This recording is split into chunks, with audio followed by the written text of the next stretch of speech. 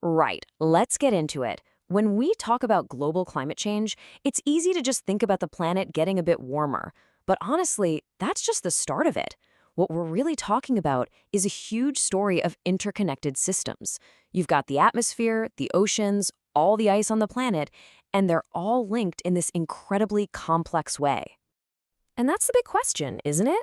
How does one little tweak in the atmosphere set off a massive chain reaction that affects everything, everywhere? That's what we're going to unravel. We're going to follow the trail from the atmosphere to the oceans to the ice sheets and see how it all connects.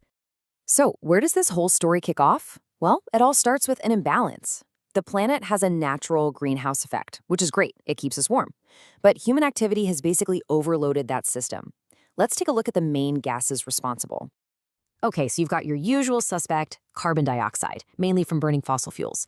But then you look at something like methane, which comes from farming and landfill sites, and wow, molecule for molecule, it's way more powerful.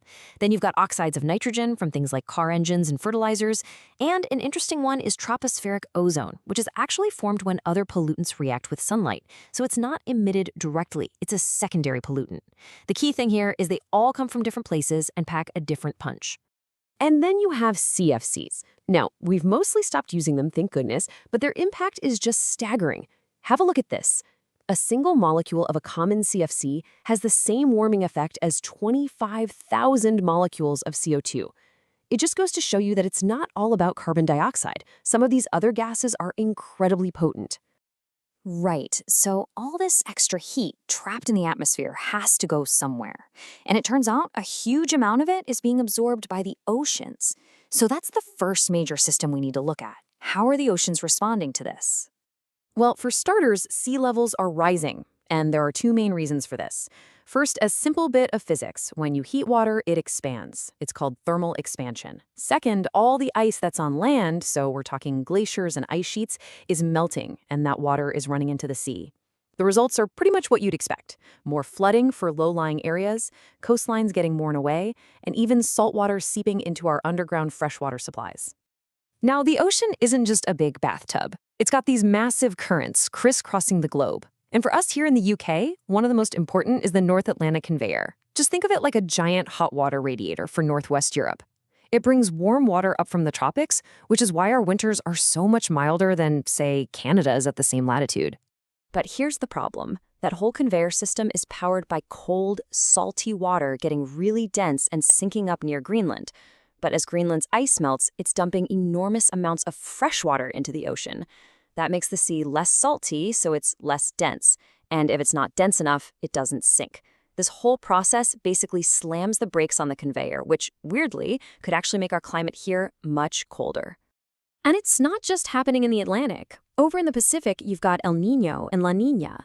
These are all about changes in wind patterns. During an El Niño, the winds get weaker, pushing warm water over to South America, which gets loads of rain, while Australia gets a drought. La Niña is pretty much the exact opposite, with stronger winds pushing the warm water west. It's amazing, really. A change in the wind over one part of the ocean completely flips the weather for entire continents. Okay, so from the world's oceans, let's turn to the planet's frozen bits, what scientists call the cryosphere. And this is where the effects of a warming world become really, really obvious. And the changes are happening across the board. There's less snow, and it doesn't stick around for as long. Glaciers are actually speeding up because meltwater gets underneath them and acts like a lubricant. The massive ice sheets are getting thinner. Huge chunks of floating ice, called ice shelves, are breaking off. And the sea ice in the Arctic is getting thinner and smaller every year. It really is a great global melt. So, you might be thinking, with all this evidence, predicting what happens next should be pretty straightforward, right? Well, no, not really. And that brings us to a huge part of climate science, dealing with uncertainty. And this is such a crucial point. When scientists talk about uncertainty, it doesn't mean they don't know what's going on. It's because the Earth's climate system is mind-bogglingly complex, and we just don't have perfect records of what it was doing thousands of years ago. So where does this uncertainty come from? Well, for a start, we obviously weren't around with thermometers a million years ago, so we don't have direct data. We're still getting our heads around all the connections between clouds, oceans, and ice.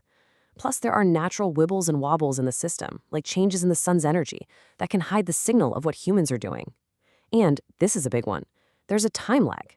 The full impact of the gases we're putting out today won't be felt for years to come. So, how do we know anything about the past climate? Well, scientists have become brilliant climate detectives, and they use something called proxy data. This is basically nature's own filing cabinet, letting us piece together what the climate was like long before we were around to measure it. And some of these proxies are just amazing. You can look at the rings of old trees. A wide ring tells you it was a good year for growth. You can analyze the chemistry of coral reefs to figure out past sea temperatures.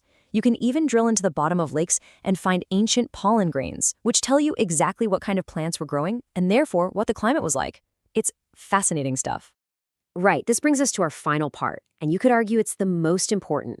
The climate doesn't just sit there and take the punches. It reacts, and it does this through things called feedback loops, which can either calm things down or push the system over a dangerous edge. So what's the difference? Well, a negative feedback loop is a stabilizing force.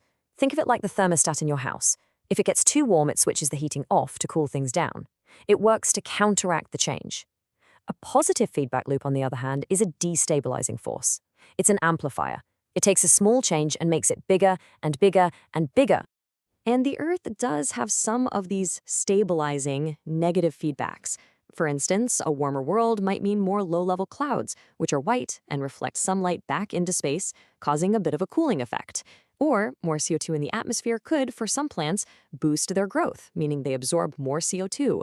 So the system has its own brakes, if you like. But it also has some really powerful amplifiers. And the classic example of a positive feedback is the loss of ice. So the word for how reflective a surface is albedo.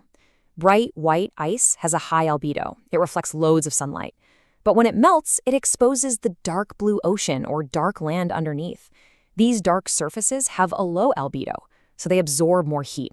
That warms the planet, which melts more ice, which exposes more dark surfaces. And you see where this is going. It's a vicious cycle that just feeds itself. And this is where we end up, with a really sobering idea of a tipping point. These positive feedback loops can push a part of the climate system to a threshold. And once you cross that line, you can trigger a huge, very fast, and often irreversible change. We're talking about things like the total collapse of the Greenland ice sheet, or that North Atlantic Conveyor belt shutting down for good. So you see, understanding how all these systems link together isn't just a science exercise. It's about understanding the very limits of the planet we call home.